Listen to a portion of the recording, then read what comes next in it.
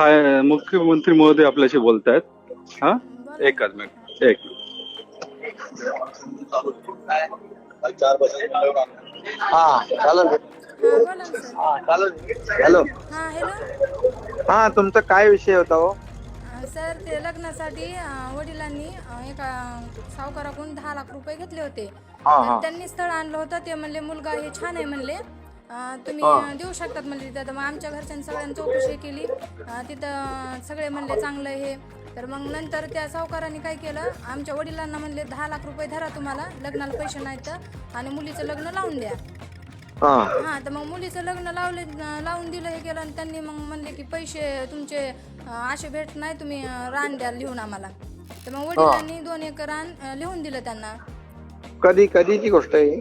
Sir किती वर्षाची पूर्वी? आता 1 वर्ष झालं सर लग्नाला, आणि मी घरीच आहे आता. ते मुलगा काय मला नेत पण नाही, नांदीत पण नाही. हा अच्छा. मग त्यानंतर ती जमीन तो 10 लाख रुपये काय केले मग? 10 लाख रुपये लग्नासाठी खर्च केले तर. बर. हा आणि मग त्या सावकाराला पैसे परत दिले का त्यातले? दिले तर. मला नीट सांगा ना, समजावून सगळं व्यवस्थित, तर ते आपल्याला मार्ग काढता येईल ना. दिले 10 लाख रुपये त्यांना हा. परत.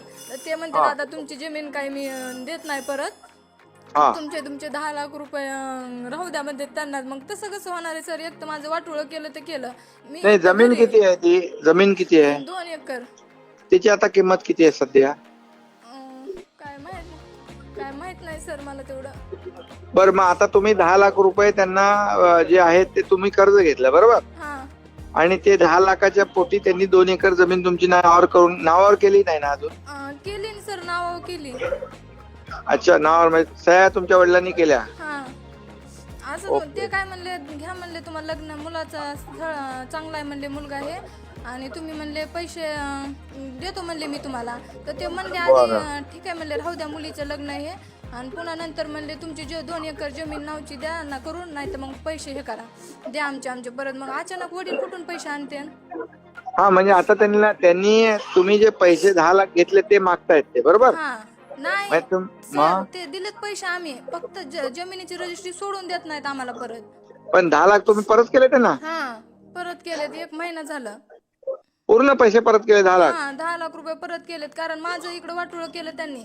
मी आता शिकलेली असून मी घरी, मला काय करावं म्हणूनच कळाना झालंय. म्हणून मग आम्ही काय करणार आहेत, आत्महत्येशिवाय पर्याय काय आमच्याकडे? बरं, मी ठीक आहे. आता तुमचं ते मी बघतो, त्याचं नाव काय ज्याच्याकडून पैसे तुम्ही घेतले? तो मारुती लिंबाजी वाघमारे.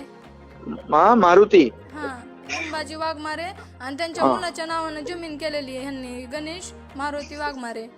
मारुती लिंबाजी वाघमारे आणि गणेश मारुती वाघमारे बरोबर? हा बरं, त्याचा नंबर तुमच्याकडे आहे? Phone number? हो आहे. हा, 1 मिनिट, यांना द्या सगळं, हा आणि ते ऍड्रेस नीट लिहून द्या ना. हा, हा आणि तुम्ही काळजी करू नका, मी बघतो काय करायचं. सर मी पण शिकलेली हे, पण मी पण घरी बसून आहे, काय करावं, माझ्याकडे पर्याय काय? ठीक आहे ठीक आहे, बघू. तुम्ही पहिले नीट माहिती द्या, मग आपण मार्ग काढू त्यात.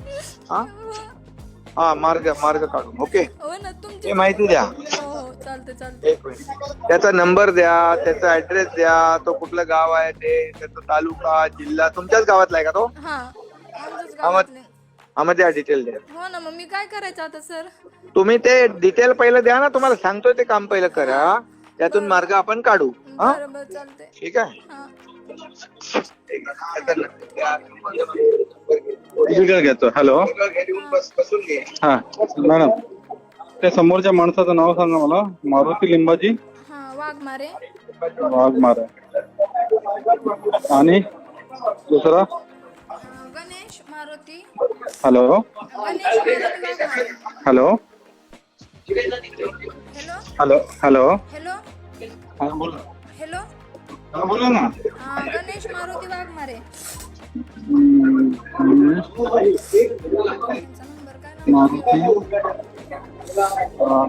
कोणाचा नंबर आहे? Mobile number? त्यांचा नंबर सेंड करू का सर?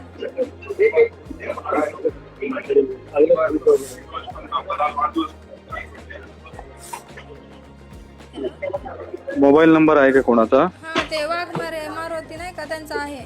द्या, नंबर द्या. 95